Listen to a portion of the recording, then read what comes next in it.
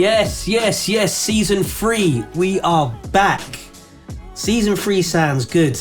It sounds good, Doc. For the listeners and viewers, we are the podcast that goes by the name of Conversations with C&C.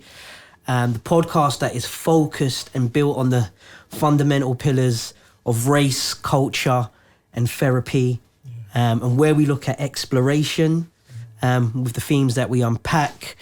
We share some of our experience, both professional and personal, as well as sharing some of our expertise. So we're back. It feels good to be here. I got to start off by saying, man, we do have a guest, but I'm going to say friend, family, a brother. But first, Doc, man, the stylistics, the blue notes. Yes. Man, Harold and those guys. Man, you're looking sharp, fresh, and clean, man. Thank looking you, sir. Clean, Doc. Thank you. I receive it gratefully. Yeah. Gratefully. I was thinking about this yesterday. It's like come October, it'll be 6 months until I'm 60. Wow. And I still feel like that 35-year-old, you know what I mean? 1999, I was 35. And I hold that because that was a life-changing event that took place. But I still feel good, you know what I mean? I feel good. And blessed to be here. Season 3. What a journey. What a journey. Yeah. Oh, man. I'm blessed, man. Good to see you. Good to have our guests here. Esteemed. We got to put that. Yes, got to put that adjective esteemed. in there. Yeah, esteemed. You got to roll the shoulder when you use those words. Yeah. But you know what? The power of synchronicity, right? Yeah. So our last episode was with Gerald. Yes. Santorini Glow. Yes, man. And I was wearing a Power to Fight jumper. I remember that. Yeah. And we got the main man himself, Ben Lindsay, from Power to Fight CEO. So it's just the way things are meant to align and the way things are meant to be. I got to do an introduction. Yes. Have to. So Ben Lindsay, good friend of mine who I know both personally and professionally. We've known each other for over a decade. Ben is the founder of Power to Fight, which was launched in 2019. Power to Fight is an award-winning charity which tackles violence affecting young people, and PTF creates long-term solutions for sustainable change and acts as a link between the community and policymakers. Ben was a winner of the Charity Times 2022 Rising Leader Award and one of the Evening Standard's Progress 1,000 London's Most Influential People for 2018. Ben is an experienced facilitator, presenter and trainer, and has been working with individuals and young people and families for over 20 years, 2 decades, and has a heartbeat to focus on tackling serious youth violence. Award-winning author, critically acclaimed book, #1 bestseller on We Need to Talk About Race, and also has an OBE for his amazing contribution to the communities that he's resided in and worked in. And the list is extensive, and that's like a truncated version. And it's no joke when we say that it's a privilege and an honor to have this esteemed good brother. And it's more than credentials and doing it for like accolades. Knowing Ben for some years, his heart is massive. And for him to just take time out to chill with us is a blessing, man. So Ben, thank you for joining us, brother. Thank you, man. Thank you for having me. I've seen the podcast, I've seen it grow, and I'm like, no, this is amazing. So no, it's amazing just to be here. You guys are legends in your own right, and that was a nice intro. I might have to record that, just chop that bit off. When you have to play certain things to yourself in the morning, No, I'm joking. It was great. It's brilliant to be here, and I'm looking forward to our conversation, man. Dope. So we're gonna do check-in, man. Temperature check, TC. Doc, you mentioned 60. coming pending soon. But like, how you feeling in the here and now? As we just in this moment. In this moment, let me bring it. Let me ground myself. Ground myself. Yeah. Here and now, feeling.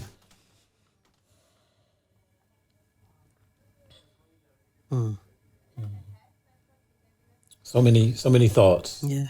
So many thoughts. But if I could really nail down one emotion right now, it's overused, it's cliched, but I am truly grateful and blessed to be able to have this opportunity to sit here. Just the conversations before, we were having with G, with yourself, Ben being here now, I feel blessed and grateful for the opportunity to do what we do. Yeah. And to really hear from Ben today, hear your heart, hear what's hear your journey. And so blessed and filled with gratitude of where my life has taken me to this point right here, sitting here on this lovely green couch, G. Yeah. This is my space, man. This is my space. Our space. Yeah. Ben, TC temperature check in this moment.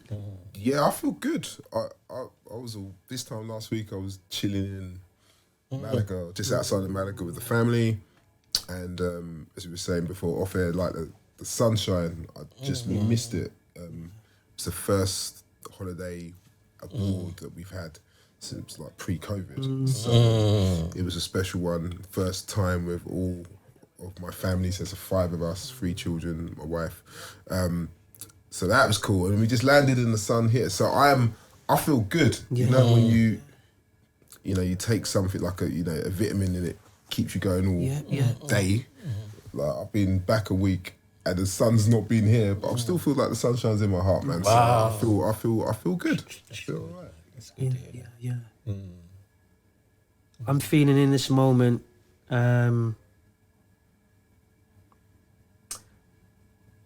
Like things are being accomplished. Lovely. Yeah. Like a sense of accomplishment, that things are being spoken out, but actually they're not just being said in vain. Things are actually happening. I heard someone say that we're in a generation that is in love with the announcement as opposed to the application. So where people announce, this is what I want to do, and it's not always married up with application. So I feel like I'm just in a season of application and seeing that fruit, Lovely. So that's where C's in the moment, man. Ben, we start off by asking everyone who graces the green couch, man, if they were in therapy tomorrow, they had to see a therapist, what would you speak about and what would you hope to kind of get out of that session? And, just share what you feel safe. You know, you gotta be careful. We're friends. I might end up saying stuff and be like, I was in camera. Now, it's a great question. I think for me, being a black man, growing up in Southeast London, there's so many narratives that you have to attempt to break. Right. And I'm very blessed to have 3 children. I'm very blessed to be married. We are celebrating our 20th wedding anniversary in September. Wow. And it's an amazing number, right? But, like any marriage, you have to work it. So one of the things that I think, if I was in a therapy context, I would always be like, okay, I'm praying for my children, my 3 kids. They're going into this space of school and navigating relationships and finding out who they are, and then how we deal with that as parents.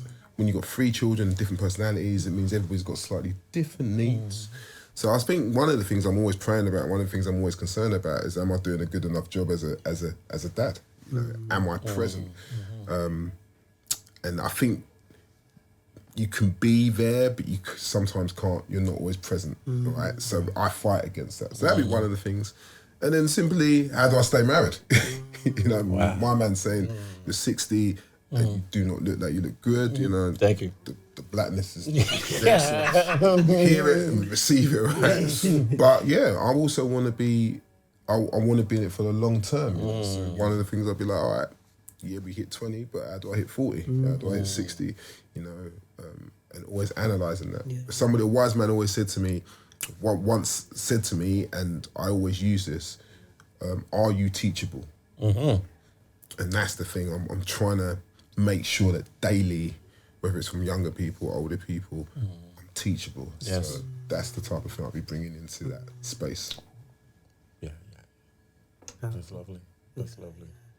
I loved what you said about like being there, like physically, but like the you know, there's a next element of being present, right? Like, and as you mentioned, 20 years, it made me think about how long you've been in this sector as well. So like that would have been around the same time, you know, you tied the knot and being in the sector. Yeah. No, it's funny. Yes, good point. I mean, yeah. So we've been in a relationship for 23 years. And yeah, definitely it also was the moment we both came to Christ. And then it was the moment when we got married that I switched careers to focus on young people in the community. So definitely any time we have an anniversary, it's not just about our marriage, it is about, oh, we became Christians, and and this journey began of us engaging with young people and the communities around us. So yeah, no, it's a very good observation. Some significant milestones. So we're going to moonwalk back. MJ, can you think of a song that takes you back to childhood? And if so, what is that song? What was going on in the house for you? What was the ambience? What was life like as a little young Ben? Yeah, no, it's probably two actually. One which came out when I was probably like 10 or 11. And there was another one which came out maybe when I was about 13, 14. So the first one would be Soul to Soul, Back to Life. And for many reasons, that track and that whole album actually was significant. It was kind of the moment when you're seeing dread, funky dread, jazzy beat on top of the pops. And you're seeing this whole collective. And I didn't realise it at the point, I now know, but it wasn't just like, oh, they put out an album. They had a whole movement. They were huge. They were doing club nights. They were doing... And it just reminds me of the time when I first started secondary school. When I started secondary school, that was a big tune which was out. And it's just innocence, right? It's just a time of fun. And for me, in my household, music was always playing. And where we lived in Southeast London, my grandma lived not far up the road. So I'm an only child, and I grew up with my mum for most of my time. But round the corner was like my uncles and my aunt, and so it was always busy. But music always was massive. People were always playing music in my house. But Soul to Soul, there's something about that particular track, Back to Life. I remember it being played on Walkmans in school. I remember seeing it on Top of the Pops, and it was just a happy time. The second song, moving into my teenage years, was Crisscross, Jump. Right. But very specific. And my dad always used to buy me vinyl. Always. He was always like our connection point. He always used to buy me vinyl. And I remember him buying me like the 12-inch version of Crisscross Jump. And on the flip side, there was the remix with Supercat. And I used to play that more than the original. I was just like, this is crazy. Supercat's verse. And so I remember that, and I remember me and my friends used to go Boys Brigade, and you have to wear like the Boys Brigade uniform, which looks a bit like the Thunderbirds team. I used to hate it, right? So you had to wear it into Boys Brigade. So I'm jumping on the 53 bus, not feeling cool. But then you get there and you have your change of clothes, and I remember us all turning our jeans backwards, and it was just fun times, you know. And it's funny because this is before, like, I was always into hip hop, but this was like it was like silly hip hop that I got into first before I got into more of like the East Coast stuff, and it was like, you know, Crisscross, and it was like, my mum took me to MC Hammer concert and stuff like that, which was one of the best concerts I've ever been to in my life.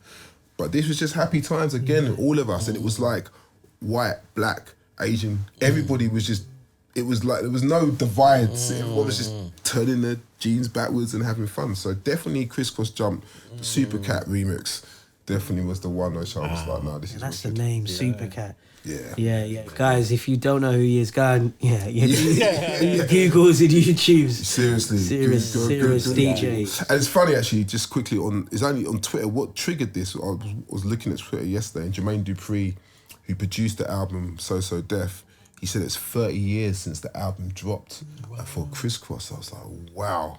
So yeah, I would have been 14, 15 at the time, so yeah. They were mad children. Mad children. I remember the plats with the different colour elastic bands in their hair.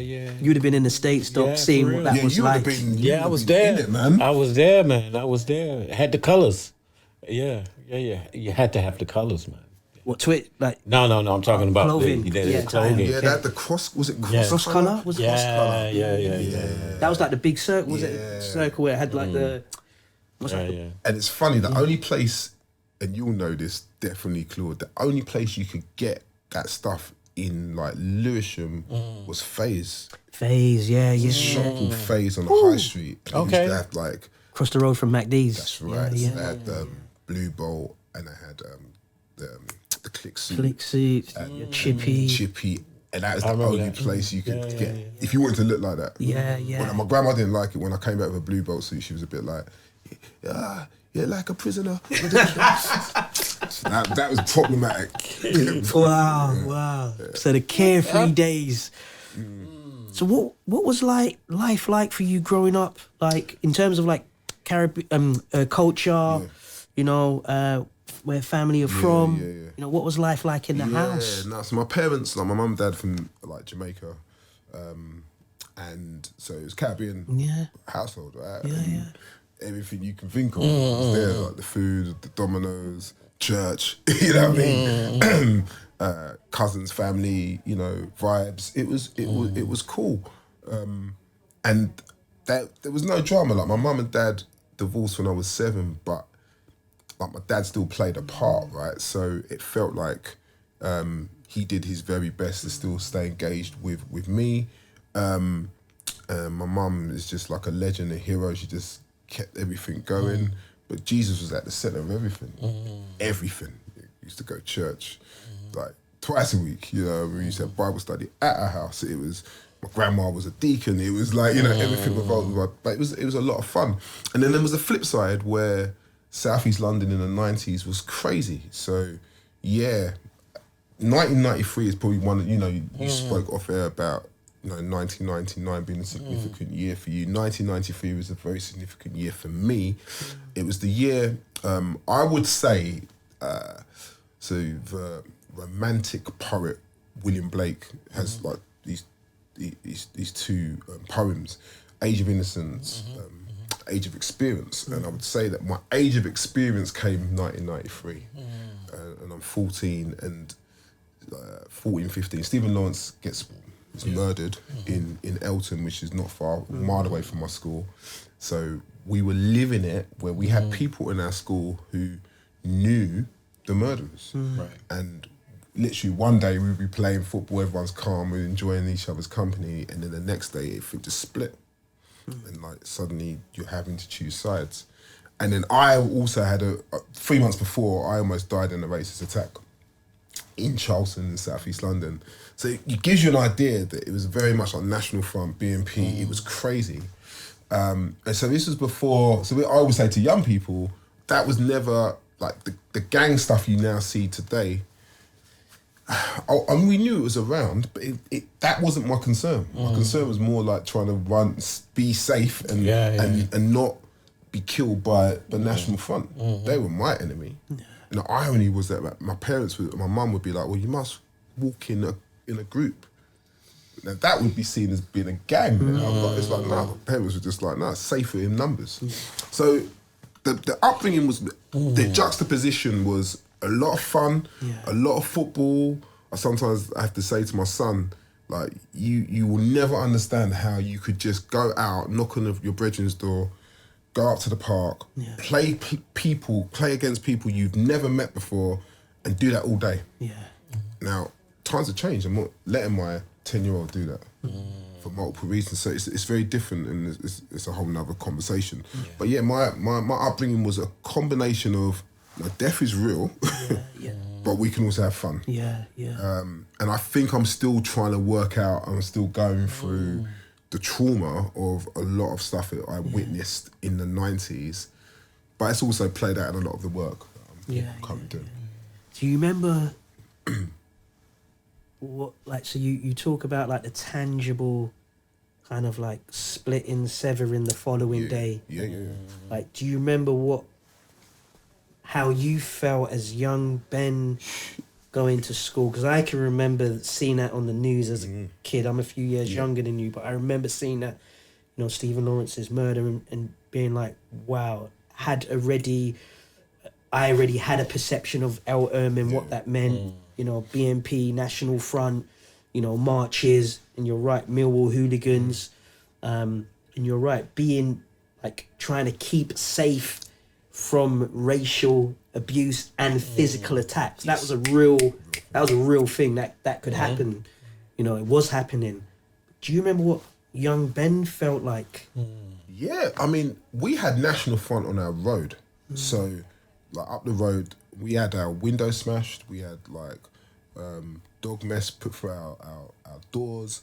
So, that was the kind of the issue that we were dealing with. Because my parents are God-fearing people, like, my uncles are all 6 foot plus built guys, played rugby, big people, right?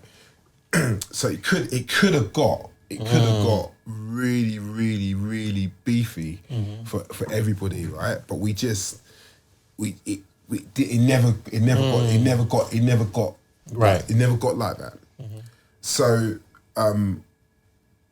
young Ben was always a bit like, okay, this could go left at any point. Yeah. I got to walk past. I mean, look, you got to imagine.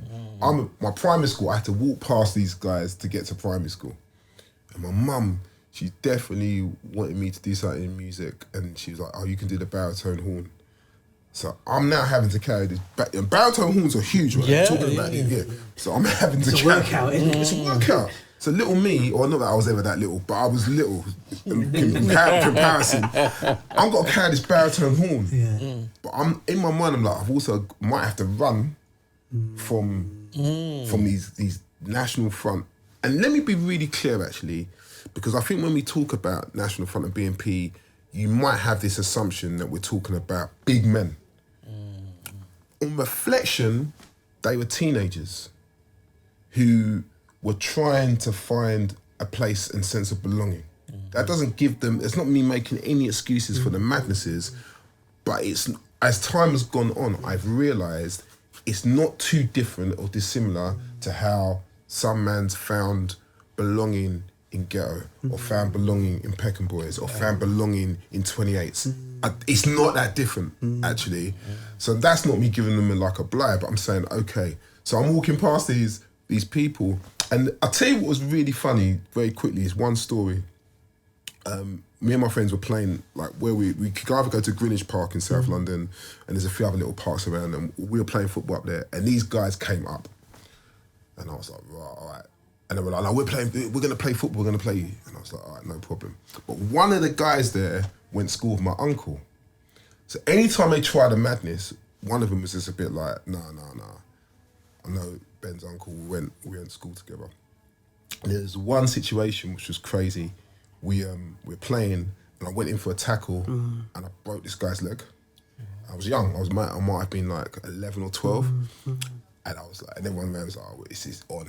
It is on now. Because obviously they're getting emotional, these white National Front teenagers. And I'm thinking, oh, nah.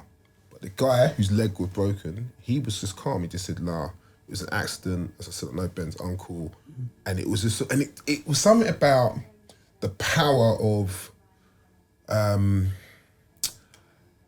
reconciliation and the power of actually community. Like, man knew my family. Like, yes, you were white. Yes, these are still some of your friends who are National Front, who claim to be National Front. But ultimately, because you had a relationship with my uncle, it was calm. Let's go back to school now. Stephen Lawrence is murdered, and we're all playing football together one day, and then we're not. And I remember thinking, this is crazy, but I get it. I get it, because these are your people, and these are my people, and therefore, all right, if this is how it's going to be, this is how it's going to be then.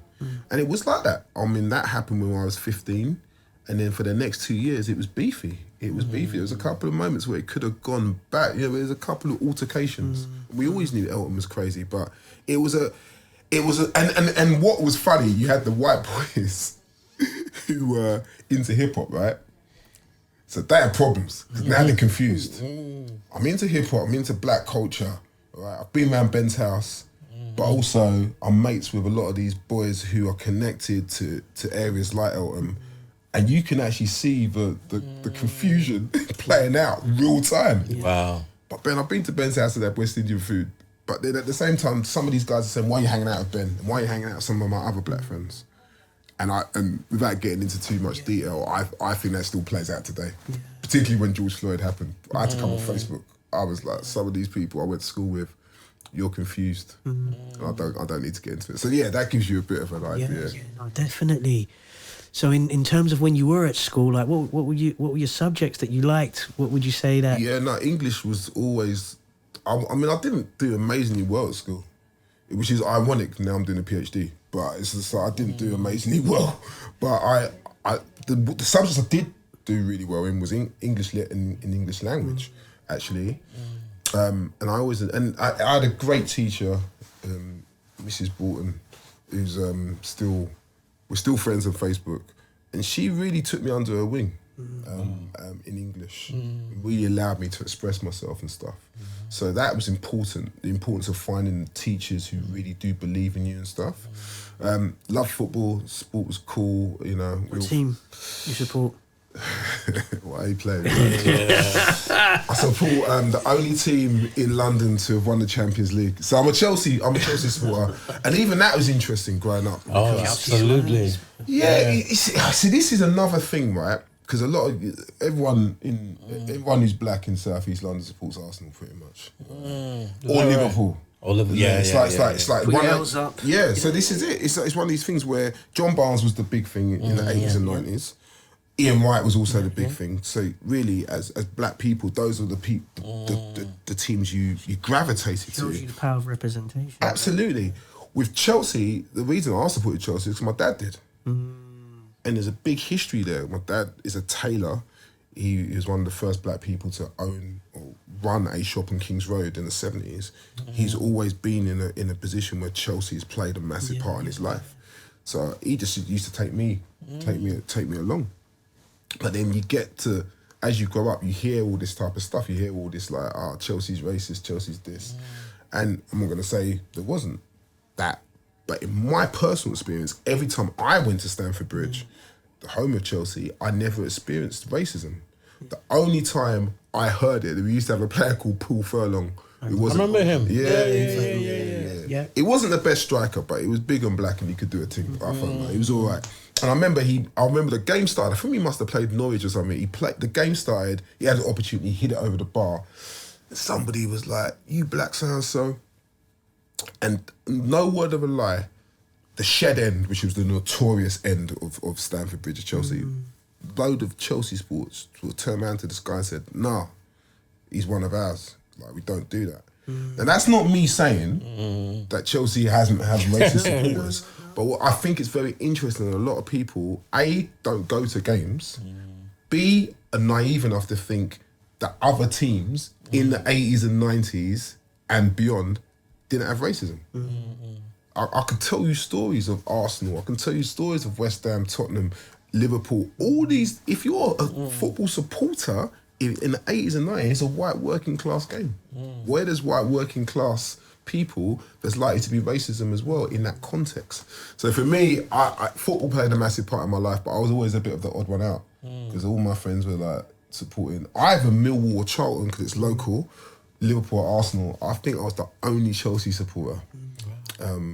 So that was quite a.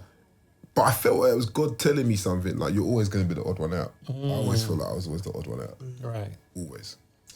Speak about Dad being a tailor, so Fred's, I'm sure, man. must have been sharp. So when Grandma mentions about the outfit, that, you know, so what was that like, having a dad as a tailor, Kings Road? Yeah, it was. I had the best clothes in school because my dad had boutique shops all over South East London. He was the first boutique shop to have the Versace account, and I had that as a kid. So I'm walking into school with Versace, Moschino, Valentino, D&G, and I didn't really understand the value of it. It was just like his way of showing love. Yeah. Here you go, son. Here's some Versace jeans. Oh, all right, cool. Here's a Versace belt. All right, cool. And I'm walking into school and the girls are going mad and the man them are getting jealous. And I'm just like, nah, hold on. This is, I get it, but I always said, understand, this is my dad. It's like, if your dad was a banker or your dad was owned another type of business, you're obviously going to get some things which other people wouldn't get, right? The problem was, though, when I came out of university, for various reasons, my dad decided to stop the business. I was like, oh no, hold on a minute. Let me go Selfridges and buy some Versace. How much? So I realised my value systems and my lack of understanding of money was a real problem. And actually there's a whole section of my life where, funny enough actually, 1999 was also a significant year for me. I came out of university and I thought, right, cool, I've got my degree, I did business. Degree? Yeah, it was a joint degree, English literature and business studies. Did that and I thought, okay, I'm gonna get a job, right? That's what they tell you. You've got your degree, time to get a job. And there was no jobs. There was no, I still got this folder with the amount of jobs. I reckon in the summertime I must have applied to about 50 jobs. I didn't get any. Then my nan passed away unexpectedly. She was like 72, 73. And that's a whole nother story. But yeah, it was very quick. She passed away. And she was like my closest. We say this, but she was like my best friend. And I was spoiled rotten by her and I loved her dearly. So that happened in that summer. And then my dad then decided to wrap up his business, right? So suddenly, everything I thought that mattered, everything externally, superficially, I can't get the good garms. I have to spend £200 on Versace. What? I've been getting stuff for free, not even discount. I've been getting stuff for free. Oh, my nan died. This is the first person in my life who's gone. How do I even deal with that? Oh, and I can't even get a job. And then my mum, bless her, said to me, well, you better go down to the Dole office. You better go down and sign on. I was like, sign on? I'm a graduate. Are you mad? She's like, no, well, you're living here. It's free money. And I'll never forget walking into Woolwich, the job centre in Woolwich. And I'm looking around and I'm like, who are these people? What was that feeling? It was horrible. It was like shame. It was like, why was the point of me doing a degree? Yeah. God, what are you doing? This is not what it's meant to be. And I couldn't diagnose it then. Later, I definitely went into about a 6-month depression. Alcohol and madnesses. And I was just like, nah, this is not it. So that was 99. And then 2000, it all changed. 7th of January 2000, where I met a girl who then became my girlfriend, who then became my wife. And it was that moment where everything kind of just shifted because we just went on a journey together. We did an Alpha course together, church, Christian introduction, introduction to Christianity. We both became Christians on that course.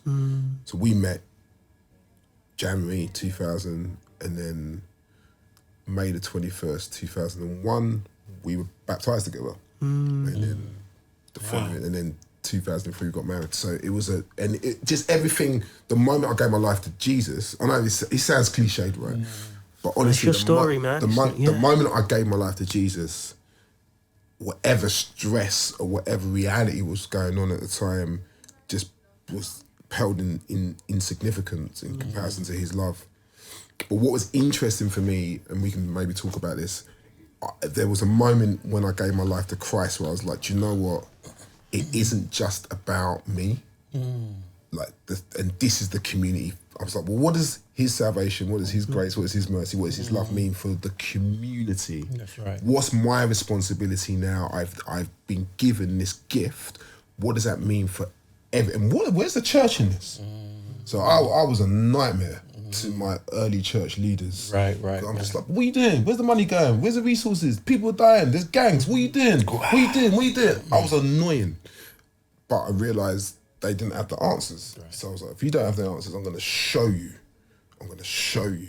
So me and my brethren, we just used to, who also became a Christian at a similar time. And I didn't know him, but he became a Christian. We got to know each other. He was like a garage MC. I was DJing. And we just used to take our turntables to all the estates. All the estates in Lewisham, all the estates in Brixton, and just like offer our time to the young people. That was my way of showing Christ. You know, when you said, you know, about being saved, and it's amazing that Ben remembers the day that you met your wife, right? Future wife. Yeah. You say the 7th of 7th of January. January, yeah.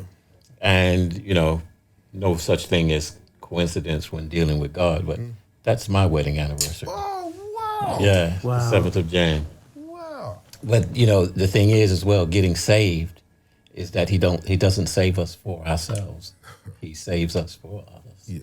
And you having that, you know, that vision to just, I'm going to do something about this and go out into the estates to reach the, you know, take the fight to the young people. Yeah. You know what I mean? So to show them how to fight the good fight of faith. And you know the funny thing about that is, I always have to say this, I grew up not around the States. So, you know, we had a house in South East London, like Blackheath, Charlton. But my church, the first church I went to in Woolwich, my Baptist church, was surrounded by estates, right? Sandy Hill Road. They've knocked them all down now, but so there's a lot of like white working class, black. So I spent a lot of time there. And you know when you look back and you realise that God is training you for stuff. And I spent a lot of time with the families around there. So I felt by the time, fast forward like 10 years now to the point where I'm in my early 20s and I'm like saying to my friends, like, nah, it's like two of us. There's my friend Emmanuel, who you know, Claude, and my friend Taj. Emmanuel could MC, Taj could MC, and I could DJ.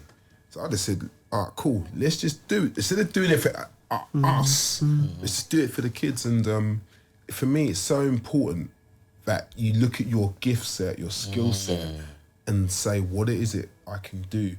And the beautiful thing for me, I think, I spoke about this recently, lived experience is really interesting.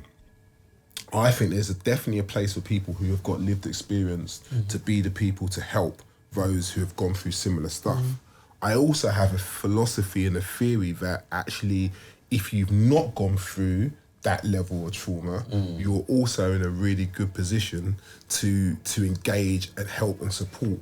There's a slightly less emotional attachment, which can give you a bit more of an objective view on what's going on. And I probably sit more in that camp.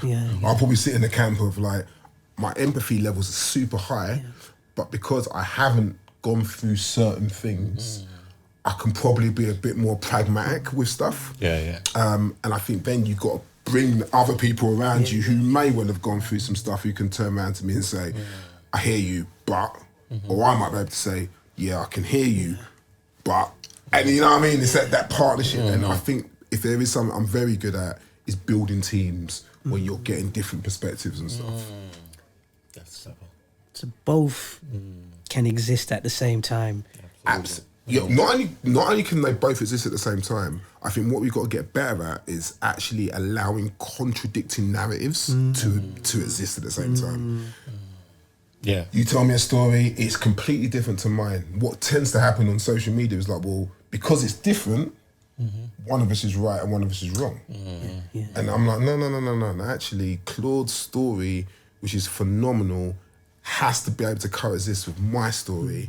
and it can be completely contradicting how I grew up, and even maybe in some cases belief systems. But that's okay. Yeah. That's totally okay.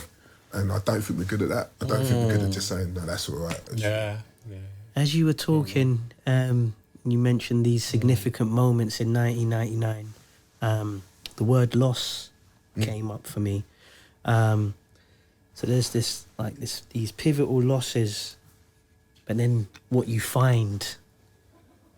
So you find and you gain through faith. Yeah. But then the next extension to finding and gaining is the giving. So it's gone from loss, which is real, and as you was talking, I felt it. Then you've gained, connected with your wife, this faith-based community, doing your self-audit. What can where's my skill set? What music, connected with brothers, and now you're out there giving. And I think that's a really important trichotomy, I think, for the listeners and just for us in this space. So you're hitting these estates, connecting with young people. Tell us a little bit about how your work with young people then grew to what you're doing now, because I think it's really inspiring. It's a good question. So just to go back a little bit, so I came out of university, I eventually did get a job, and I was working in the city, and I was working for Oftel, which then became Ofcom. So I was there for 3 years, and I was working in the press office, and then it got to 2003, and they were about to merge with all these other different government departments, and they said to me, what do you want to do? You can either come with us to Ofcom, or we give you voluntary redundancy. So I just got married, literally, and I'm saying to my wife, I'm like, the sensible thing would be just to take the job, right? But I don't know, I think God's saying something about young people. I've been doing all this stuff for the last couple of years in my own time. So she, as always, she's just like, listen, I don't mind what you do, but if it goes badly, are you prepared to work in Tesco's? Which is always what she says. I'm like, yeah, of course. She's like, cool, if that's what you feel God's saying, cool. So took the voluntary redundancy money, and then I remember, this is funny, right, because I took the money, and it was about 3 months worth of salary. So I was like, boy, I'm going to chill for a little bit, right? So I think the first week I just was playing PlayStation, and my wife came back from work, she's like, nah, I'm not having this. I'm not having you just sit here for the next 3 months playing PlayStation. So she said, well, you said you want to do something with youth. I found this mentoring course you can do. Why don't you just do this mentor? It was a once a week thing I can't remember where it was, but somewhere in Lewisham, and you go there once a week, and it's 3 months, and you get this this qualification to become a mentor. So I did that, and then the first job I went for was like a learning mentor position in a primary school in South London, in Lower Sydenham in South London, and I went there and I got the job. So I'm now a learning mentor in a primary school, and it was amazing. I think that's some of the things which really has built some of the philosophy I have about how you can support teachers to teach, and the importance of keeping more challenging young people in a school context, as opposed to just farming them out. Right. And so that's my job. My job was really around emotional health and behaviour support as well. And I did that for 3 years, and that was wonderful. But while I'm doing that, I'm also still doing the estate stuff as well. Wow. So there's this I always seem to take on too much. So that was going on with the younger kids, but I'm also, me and my friend Emmanuel are now stationed in a youth centre in Brixton, in Clapham Park. Okay. And this is another bit of learning, right? So now we've got maybe 40, 50 kids turning up on every Thursday, Friday, and we're teaching them how to DJ. We're teaching them how to understand about record contracts, because it was the time when Grime just started, it was like 03, 04. Well, actually, yeah, we were doing this from like 2001, but 03, 04 was very much now suddenly Lethal B's blowing, Wiley's blowing, Dizzy's getting signed. So everybody wants to do this stuff. Now, the first time we went into that youth centre, the very first day, a guy turns up with a machete, and I'm at the door, and he's gone, I'm coming in, I've got to deal with this brother. And this is the moment where I was like, Lord, if this is where I'm meant to be, keep me alive, but also give me the words. And I managed to talk him down, and that's when I thought I needed to be at his place. But we're at this place, and this is really interesting. We had all these kids. I mean, I'm talking, like I said, 40, 50, that youth centre vibe. And I'm DJing. And this is one of the reasons why people say, oh, you're a good public speaker, don't you get pressurised? You can't get pressurised after you've gone through experience when you're the one DJ and you've got 50 youths around you with a microphone and you can't mess up the mix. You clang the mix. And we're talking vinyl. We're not talking like now where you can just press a button. No Serato. We're talking about vinyl on Technics or even Sound Labs, because we didn't always could afford Technics, so we're talking Sound Labs. If the listeners know about Sound Labs, it's a mad jumpy, and you can't mess up the mix. What is beautiful about that, we then said, listen, there's some talent here. What do we do with it? So I was like, oh, cool, let's just pay studio time, let's do something. And we did something, we put a little record label together, and the first track we put out was a track by a group called Regal Players, and the track was called Rude Boy. And it was a track which ended up blowing. It was like number one in One Extra charts and Channel U, and one of the guys on that track was a guy called Big Nasty. So we're very happy today to say we were the first people to put him on wax. We were the first people, I think, for him to be in a video in Channel U. And quite a few other people, Essentials were on the remix, and NAA were on the remix, and quite a lot of South people were on that, and who have gone on to do amazing things. But that is what, going back to your point, when you sow a seed, right?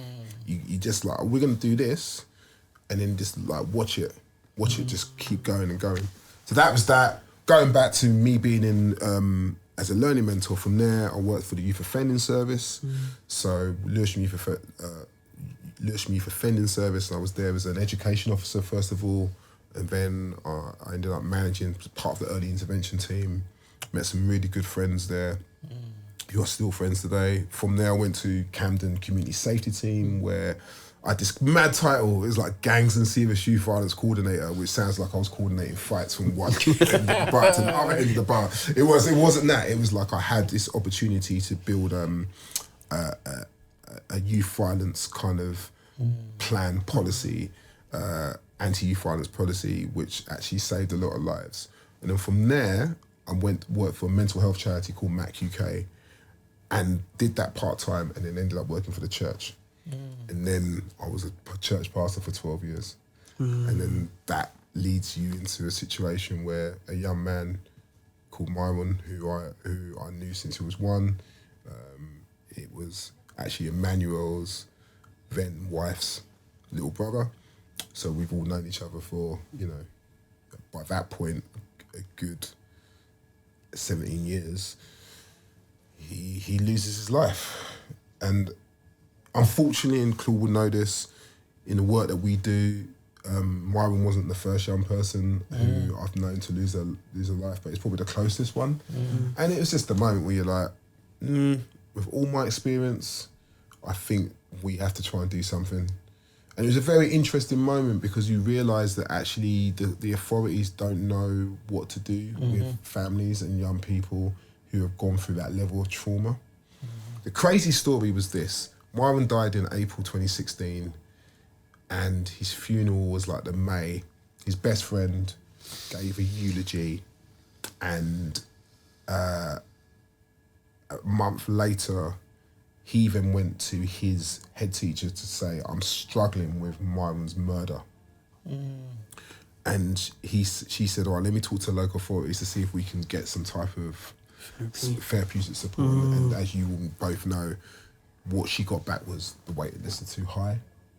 But also more worryingly, they actually said, does he know what he's talking about? Like when he talks about he needs therapeutic support, does he really know what he's talking about? So that was like, to say that was like June. The August, he was murdered in South London. So now you've got two very popular young people who were very who are up and coming in music, and we both went to the boy's funeral, and I think we were both at that point where like there's maybe I think there was a handful of adults there and maybe 200-300 kids all in their school uniforms, traumatized. And the trauma in the room was tangible. So I think what's really key, what Ben's saying, in that funeral was on a Friday. Yeah. So children had gone to school that day, knowing that after school they were going to a funeral, and you've got these different children in their different uniforms from in the borough and outside of the borough. And we scanned the room, and there was a handful of adults, and you could feel the pain, you could feel the trauma. Like it was like you could put it in a bottle. It was that tangible. Yeah, it was horrible. And I think at that moment, again, you have these penny dropping moments where it's kind of, the first was obviously when Myron was killed, and I was doing a lot of work with the family. Oh, there's a lack of support here.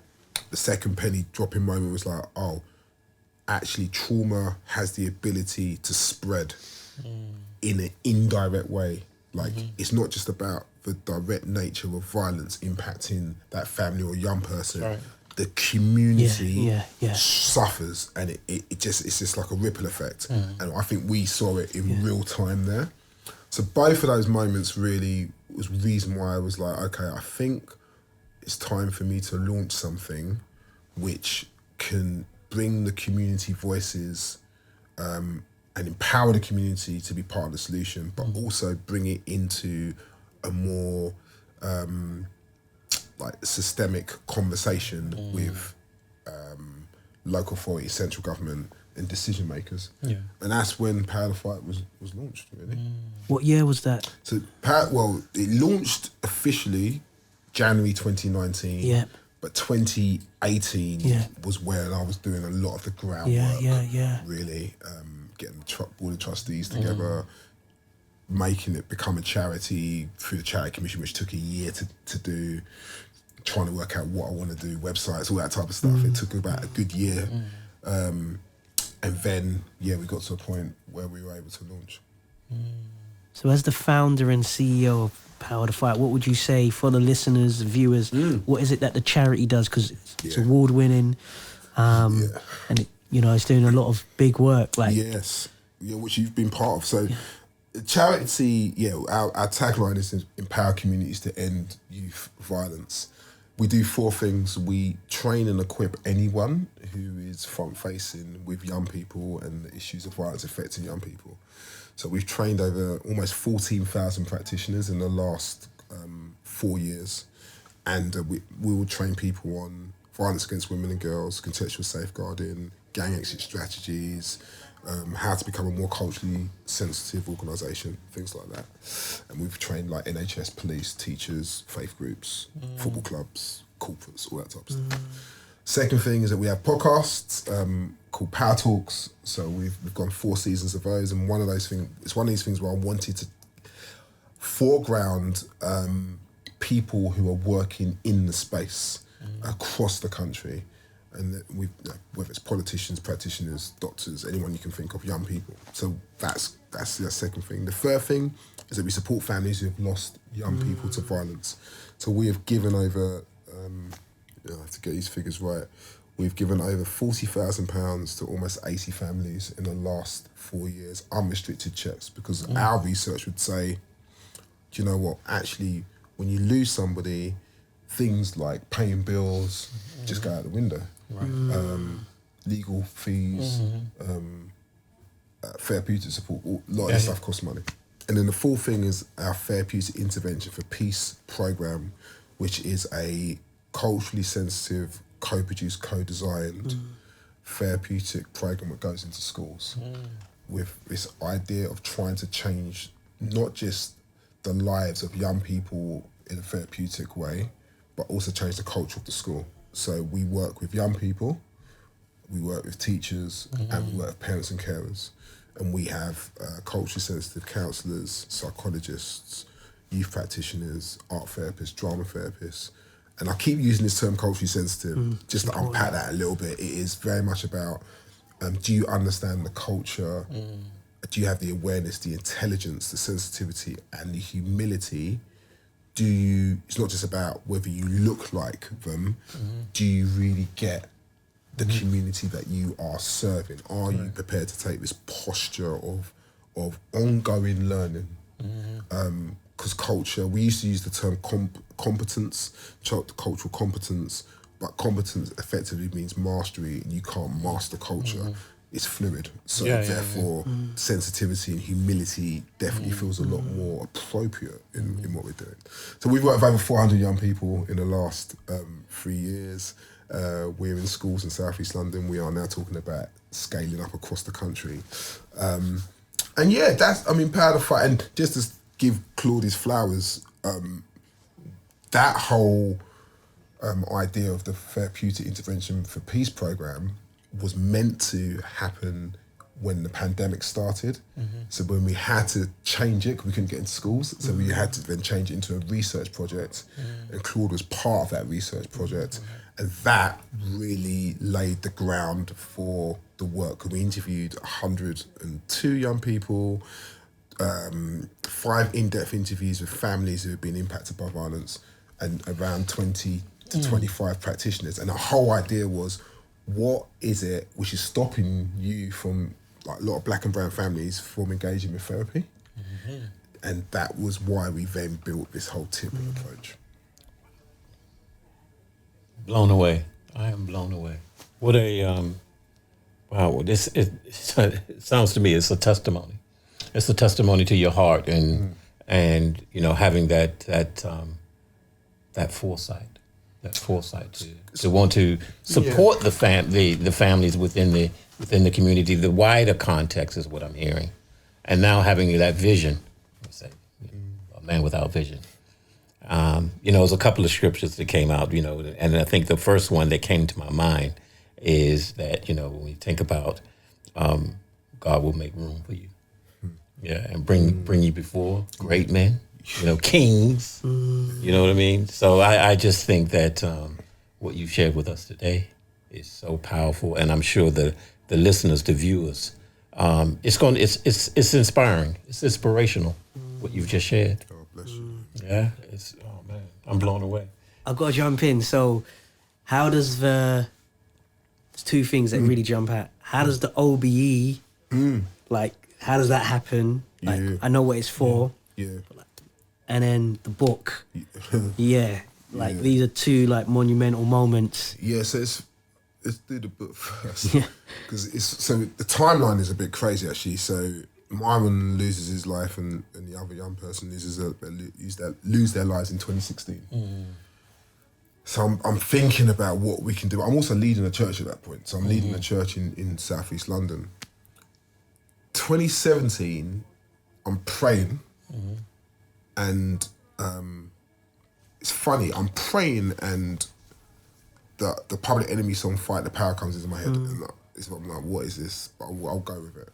So I'm like, Lord, I'm actually tired of fighting this power of racism. And I'm actually tired of fighting this demonic power of violence impacting young people. I'm just tired of it.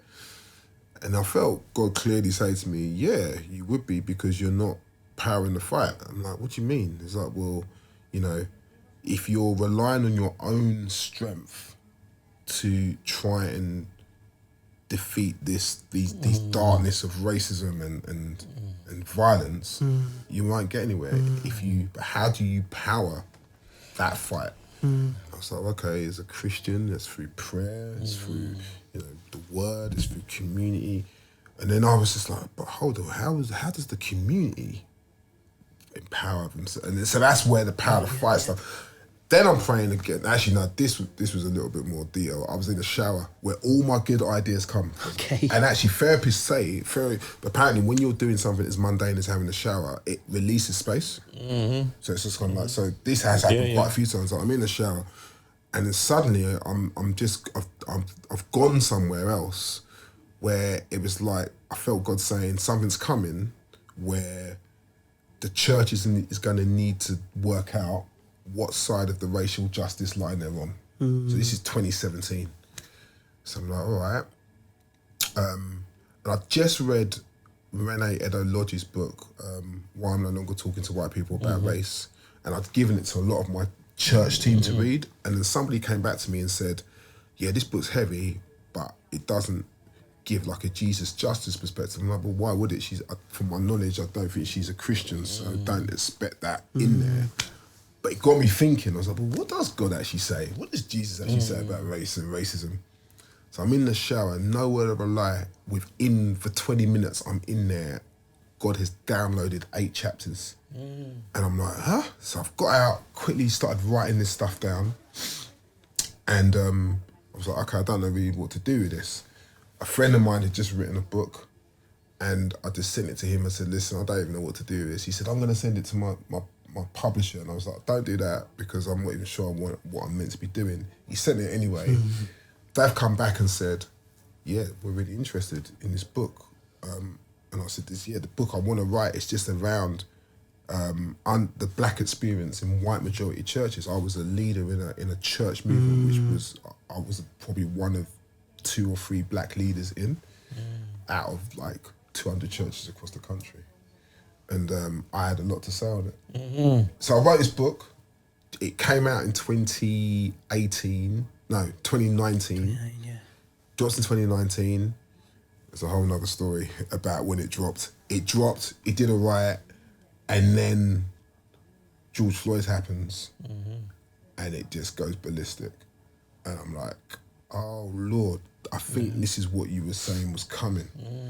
And #1 bestseller at one point. It was outselling the Bible and the Quran, which was scary. And I was like, okay. But it was also a blessing, because now I've actually got money to put into the charity. So I'm like, okay, cool, that's blown up. And take that, put it there. So it was, And I remember when you were writing it, I said that this would be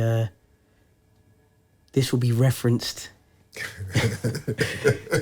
in people's dissertations, their assignments, and then I remember you throwing up a post, and your work, your book, was referenced, in this person's like assignment, dissertation, and I was just like, come on. Do you know how evidence? It's not just people referencing it. It's actually now required reading in multiple universities across. Come on. So what was funny when I'm doing my PhD at Durham. At Durham. In what? So the research question is looking at teacher training. Okay. Yeah. And the lack of cultural sensitivity in teacher training. So you get a teacher who's come from the valleys of Wales, for example, right? And then you're landing in inner city Lewisham. You may well have the qualifications and you may be trained in academia to do that subject, but why would you understand the very specific cultures of that community? So what I'm looking into is, where is the teacher training culturally sensitive in terms of what people are doing? And then what I want to do is do like an ethnograph in one school and interview teachers, interview young people, interview parents and carers, almost give you a bit of a 30-year history of the area, and ask the question, okay, do teachers really need to have that level of depth of information? Does that really help them if they know that much? And then hopefully come out with some type of... I think it's beautiful what you've just highlighted right there, and I would say that as someone who works within a university presently, it is the pedagogy, but what they so the pedagogy of treating or teaching children, but also andragogy when you're talking about teaching adults. Right. Yeah. Right. Yeah. So the pedagogy that is within these schools, because I see it in real time. Yeah. As you say, someone coming from the valleys. Yeah. How do they say it? Yeah. Valleys. The valleys. Yeah. So. Exactly. They wouldn't have a clue. No, they wouldn't have a clue. And they come with a good heart, right? Yeah. My first experience in this when I was a church leader. They come with they're very giddy and excited, like, I've come from here and I'm looking to, and I'm in my mind, I'm like, I'm giving you 3 months. 3 months comes and suddenly it's like, I'm struggling because I don't understand the communities. I'm struggling because the young people are not really getting me. I'm also struggling because the trendy estate, which I thought was cool for me to live in, is actually quite scary now. And then they end up working in some type of private school. So my thing was, whose responsibility is that? Is it if you are doing Teach First or some of these other things, where is the level of cultural understanding that you are giving your teachers to then come? Because what I don't need is a teacher, and it's often white middle class women who are coming from these places who are saying, well, I've seen Top Boy, and then you're coming into my children's school who have got nothing to do with Top Boy, but that's your biases coming out. Nah, not on my watch ever is that going to happen. So I'm like, right, if I have to do the PhD, that's what we're going to do. So that was... and funny enough, the book is almost like a letter to church leaders. It's very much like, are you culturally aware of what you're dealing with? It's a similar kind of thing. It's like... like the black experience is mad in these spaces. I think that what's so great about the book, and I say this not from a place of bias, like regardless of your race, you have to do an internal inspection, black, white, and there are like at the end of each chapter there are these questions that help to aid that internal audit, so no one's let off the hook. And that's really powerful. And I know groups have used it. I'm just mindful of the time. OBE, how does that quick? How do you? How do they holler like? People always ask me this question. So it's a mad one, right? So it came out. It was for King Charles's first list, right? That happened. So it came out end of December, like December 31st. I got an email, October, maybe? October, no, I think it might, no, I'll tell you when I got it. It was December. It was like a day after I did an event for the charity. And just an email came through. It's like, you've been nominated, can't tell nobody. And the question is, do you want it? Yes. That's the question. There's people that have accepted it. No, it's real. Yeah. Here's a man who I've written a book about a lot of stuff, transatlantic slave trade. Yeah. I'm well aware of what empire means. Yeah. So I was like, do you know what? This is a real question. And I never really wanted to be one of these people, if I'd ever took it, was like, well, it's going to please my mum. We're going to go to the palace. That's not enough for me to accept something like this. So I was like, boy, I don't know. Actually, it wasn't a case of yes. So you're not meant to talk to people about it. Well, I spoke to a couple of people. I spoke to my wife, obviously. Spoke to some family members, spoke to my close friends, and I just said, what would you reckon? And to be fair, none of them were like, you should do it, you shouldn't. But what we were able to unpack was, if it's not about you, where do you think it can help the charity and the movement and the conversation that you are trying to do? So I was like, yeah, I think when we broke it down, we're like, actually, this can aid the growth of the charity and the cause, and it will highlight the work that we are doing. And therefore, I'm well aware that some people watching this, or even some people on social media, were a bit like, well, my man sold out, he's taken empire in his name. And you know what? Anyone who says they don't want to take it, I'm cool with it. I'm just like, that's totally fine. For me, it isn't about me. Nothing I've ever done is about me. That's right. Honestly, and people might think that's funny. I could be earning significantly more money than what I am by doing something else. Yeah. I choose to do something because it's not about me. And the OBE was a very similar thing. It was like, boy, if it can highlight the cause a bit more. And the moment I accepted it, the doors which have opened actually, and some of the things we've been able to do, which can either raise more awareness, raise more funds, support more families, it's a win for me. So I'll take the abuse, or I'll take the confusion. Of course it's a conflict. I don't think any black man or black person can think about taking that and not have conflict. but I believe in God, innit? So I'm just like, I'm trusting you, Lord, to make it So work. God was on board. You know, it's a really interesting, you know, I've got to be careful to answer that. Yes. Because I don't want to make it sound like, yeah, God's cool with people taking OBs and MB. I don't know. Right. Yeah. I felt God was okay with me taking it. Right. You know why I asked that? Because from my frame, I always think, you know, I always look through this particular issue of accepting these awards from through that historical lens. Yeah, of course. So our people. Yeah. And when I talk about our people, when you talk about that triangular slave trade, how it went down, and the fight that they had to undertake. Fast forward a couple of 100 years, you know, Windrush. All of our people they set the foundation. Yeah. You think about the wars that have been fought. We don't get the recognition, but we know we were there. Yeah. We were there.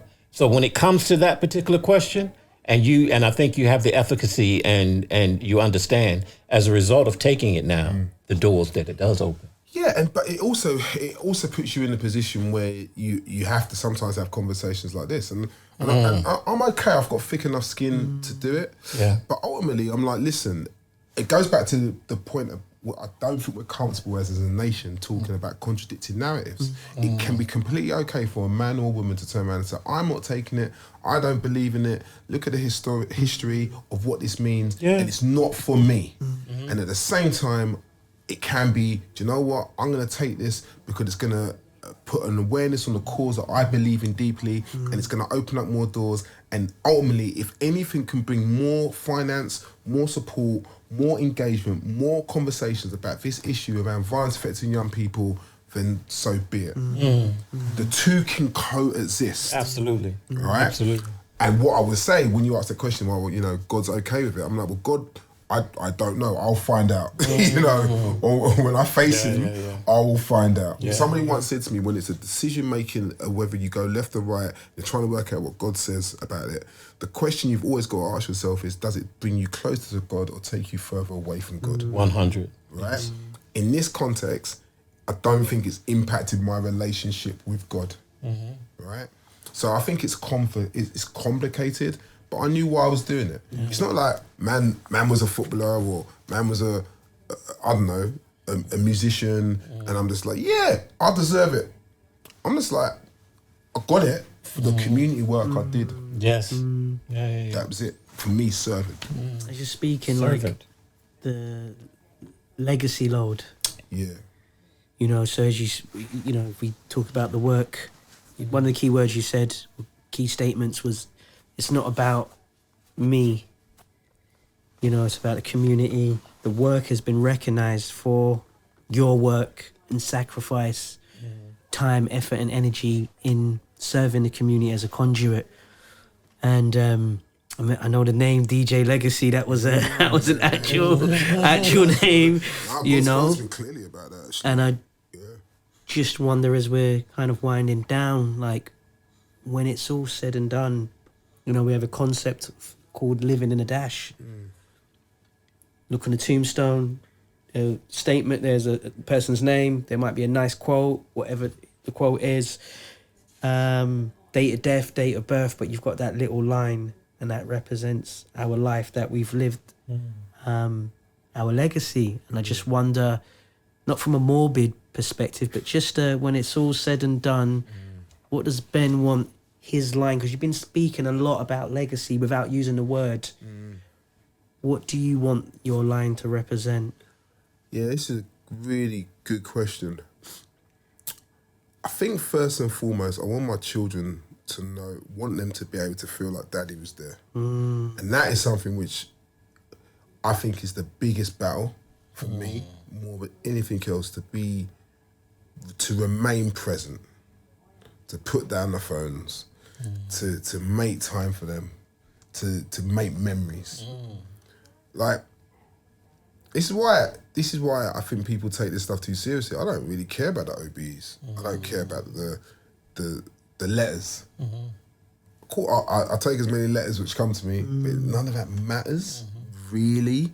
Ultimately, I need my children to be like, Daddy was there. Before I came out this morning, I made a conscious effort to play with my youngest on his train set. And I made a very conscious effort to say, when I get back, I will read the book that you want me to read with you.